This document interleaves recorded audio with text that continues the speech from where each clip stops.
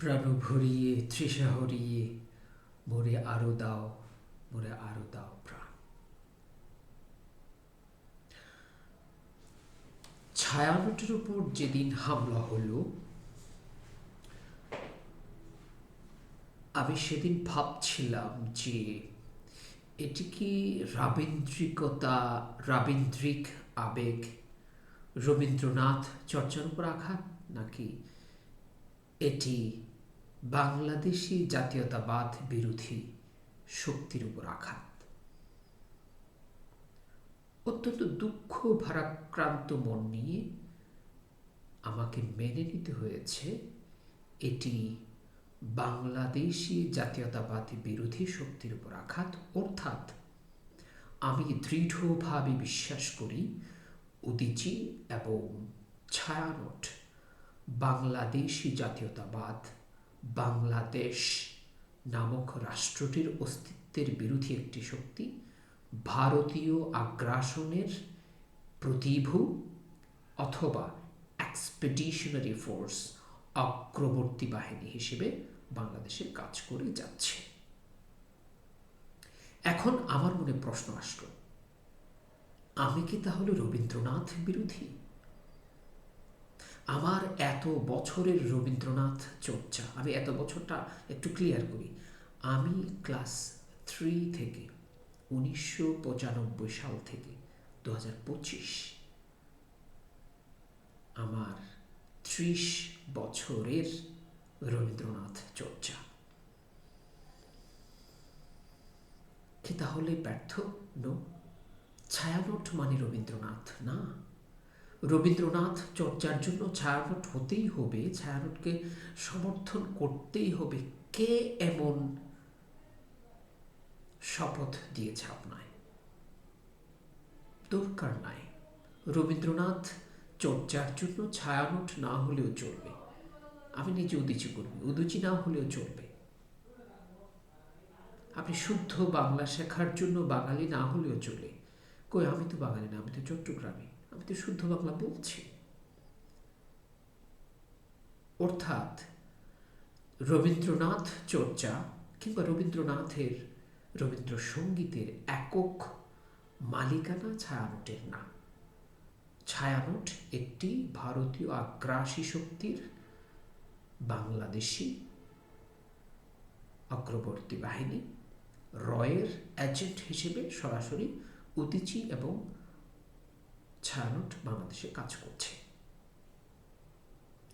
সাথে খেলাঘর আসরও ভারতীয় আগ্রাসী শক্তির একটি পুতুল বাংলাদেশ খেলছে নয়াদিল্লির ছত্র ছায়ায়, নয়াদিল্লির মায়ায়।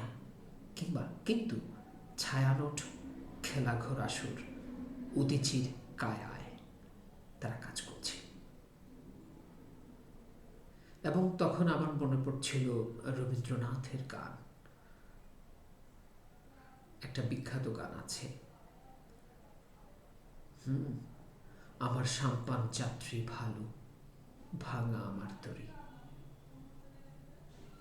আমি আপনার লয়ে রে ভাই এপার ওপার করি।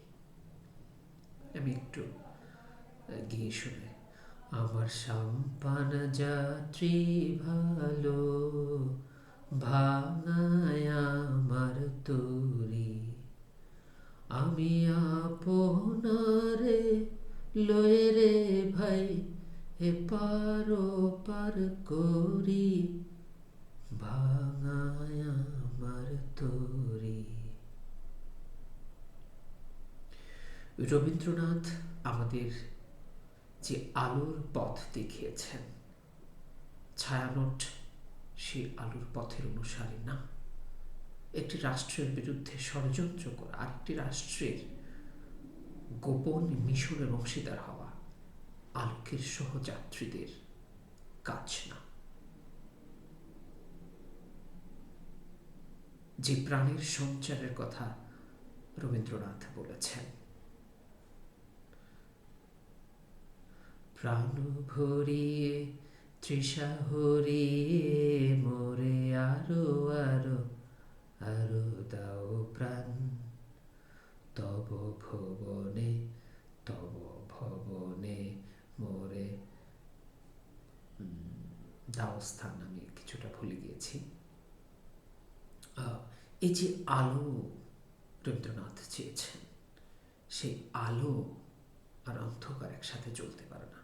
ছায়ানট উদীচী যে পথ নিয়েছে সেটি অন্ধকারের পথ।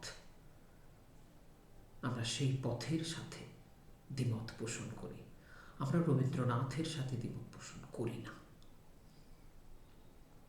রবীন্দ্রনাথ বাংলাদেশের অসংখ্য মানুষের অসম্ভব প্রিয় একজন কবি, একজন লেখক, একজন সঙ্গীত সাধক। ছায়ানটের উপর আঘাত মানে রবীন্দ্রনাথের উপর আঘাত নয়।